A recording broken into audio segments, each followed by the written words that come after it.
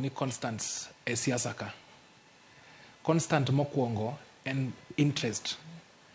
To interest en ga mar jo siasa. Jo siasa ong'eyo ga boyo interest mar gigi, magi chal ka gima gin interest mar jo piny. Lakini chutho kineno, gin interest mek gi giwegi. Namba 2, e siasa ka constant mar 2 en gimilongo ni pesa, gimilongo ni betrayal. Osiepni kawuono, kiny en jasiki kiny. Makata koro Willis mwakili makoro wan goni sani, kiny inya yudo ka kendo koro wuok koda tung' mosuo. Omiyo kopo ni iloso chik kaluwore gi kaka piny dhi sechego, giminyalo bedo ni inyalo solve mana crisis matimore sechego, but ok onyal dhi with the longevity mare ok nyal dhi ahinya. Ang'o miya wacho kama? Wasebedo kod IBC to kata panels mang'eny mosechuogi mondo ochug IBC. To gimomiyo ichuogoga panels gi kata gimomiyo ichuogo IBC every time en ni jo piny through the political class ok yiega gi results. Ok oyie ni IBC bende en independence. Koro mae gimomiyo pile ka pile ka bang' yiero ineno ka ji obede kokun moro giwacho ni IBC ni otimo marach, IBC ni otimo maber, onego watim kama mondo walos gini kama. But ntiere gik moko ma kok waloso kata walok mana ji kaka wakili owacho ni kata okelo mana pop to pod wabro dok mana kuma no yaecha. Nikech ang'o?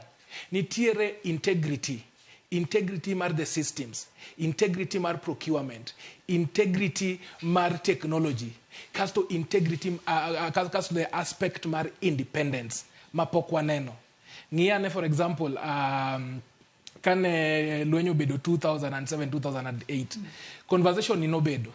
Kane conversation ni obedo, nwabedo gi panel mane obedo comprised gi religious leaders, mane obedo comprised gi Parliamentary Service Commission, Judicial Service,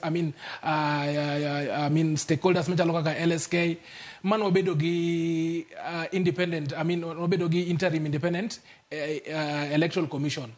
But what did we have? In that panel, ne oyiere gi jok mane otenore kuom Prime Minister manen Raila Odinga, to gi jok mane otenore kuom Mwai Kibaki at that time. Negi kelo maji ne owinjore, makata CEO mane obedo that time, nen ng'a? Nen Oswago manen jaluo. To Oswago manen jaluo ni nowacho ni at least koro ng'ato obedo kanyo, wabro neno ka ng'ato gonwa oporo. But what happened? Nwaneno ka political interference pod nonyanyore, ma pod kata 2013 election no de jok mane wacho ni IBC ne olos maber kendo ochako duogo motimore nade mobedo kod ng'ur. Aya chaking'i ane 2017 ochako bedo gi multi sectoral panel mane yiero commission. Wayiero commission. Bang' mano Hassan ochako dhi gi Langi. Sani bende bedo gi Chebukati ma bende noyier mana kamano. Ang'o mochako timore? Chebukati ni kendo botimore nade? Obedo gi ng'ikruok ma dhano kendo kowinjore kode ma ochwe IBC obarore. Ang'o matimore? Ok wanyal bedo gi public trust ka ok wadeal gi our character kaka nation, ka ok waweyo political interference gi IBC. Nikech ng'ato William Ruto gi Lange nowacho ga ndalo moko ni kata uyier mana Oburu Odinga mondo bed Jacob IBC, pod wabro time nade? Pod wabro yombi. Ang'o mwatimo kamano? It's not about dhano. Ikech for example kiwacho ni religious leaders obed ka religious leaders mondo kel inclusivity. Religious Kenya is not a religious state for example.